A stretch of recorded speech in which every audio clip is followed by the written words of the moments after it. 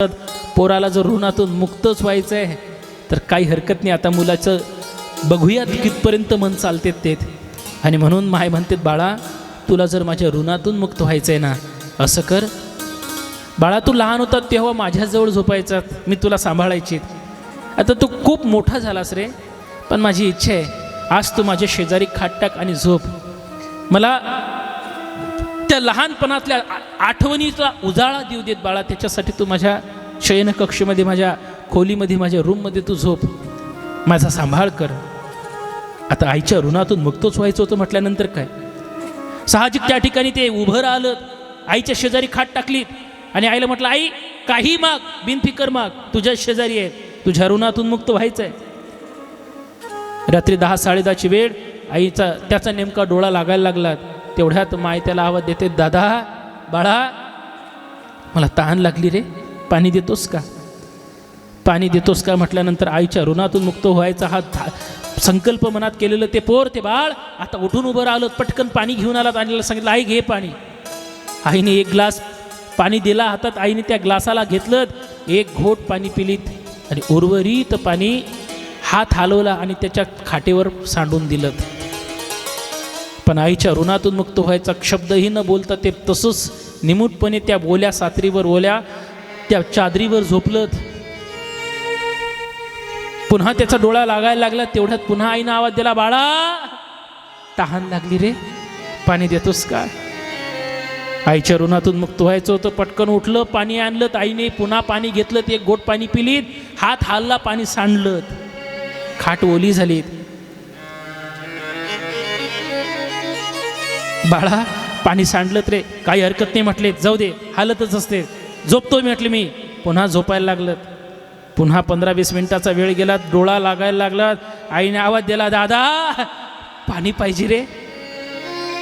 ऋणातून मुक्त व्हायचं होतं, पण आता भाव बदलले होतेच. आई आता तर 10 मिनिटं आधी तुला पाणी दिलं ग, पाणी पाहिजे म्हणतोस. अरे बाळा म्हातारपण आहे, ऊन खूप आहे, गरमी होते, कंठ सुकून येतो, म्हणून पाणी प्यावंच वाटतं रे. आंध्रे दादा, आंध्रे दादा म्हटल्यानंतर आता कसं बसं उठलं, पाणी आणायला गेलं, आईच्या हाती ग्लास दिलात, आई पाणी प्यायला लागली, एक घोट पेलीत, बाकीचं पाणी त्याच्या अंथरुणावर जसं टाकलं तसंच बोलायला लागलं, ए थेडगे, 1 तासापासून तुझे नाटकं पाहतोय, तुला पाणी प्यायचं नाही तर कशाला नाटकं करून राहिली. 1 घोट पाणी पिते, बाकीचं माझ्या अंथरुणावर टाकतेत, 1 घोट पाणी पितं माझ्या अंथरुणावर टाकतात.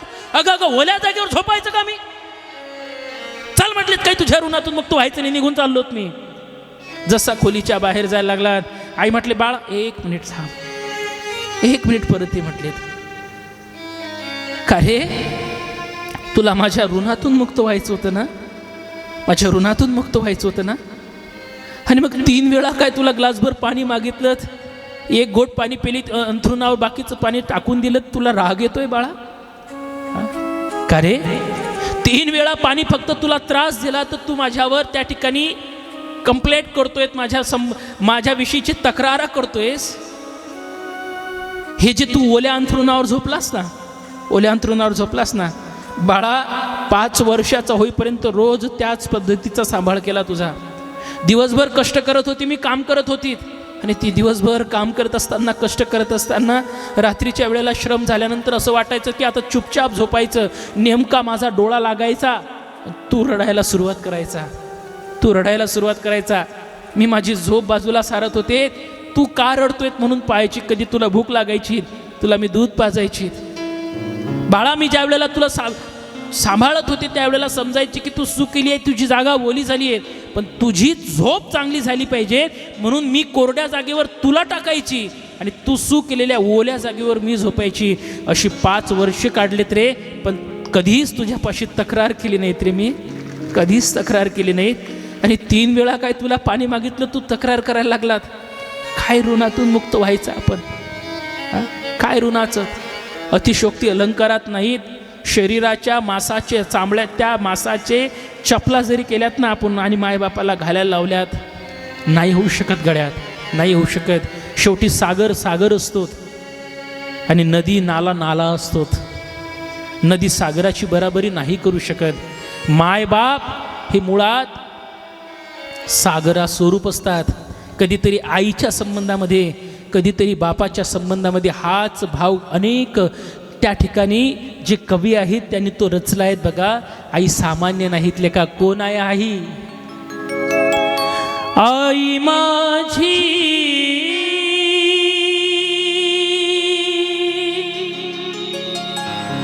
मायेचा सागर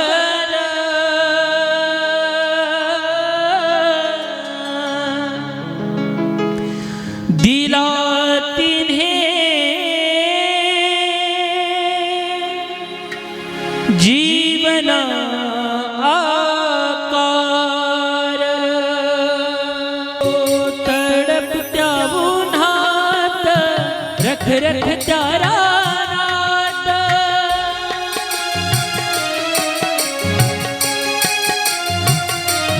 हो तडपत्या उन्हात रख रख त्या रानात राहिलीस माझ्यासाठी तू ग कष्टाच्या गमात.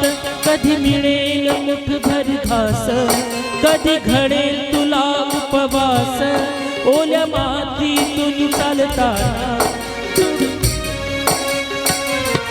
आई माझी मायेचा सागर दिला तिने जीवनाकार.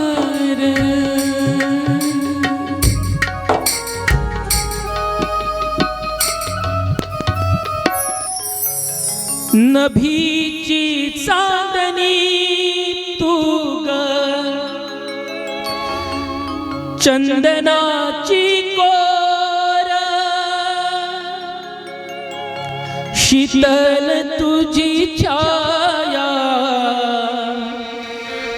मला हवी जीवनभर. तुझ्या शीतल छायेमध्ये उभं आयुष्य जगेन. आई देवापासी मी ग आई तुलाच गमागेल. आई माझी मायेचा सागर दिला तिने जीवन आकार.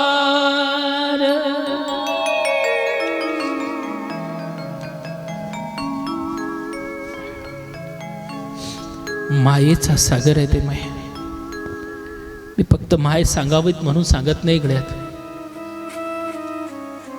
कधीतरी आपण हा विचार करायचा.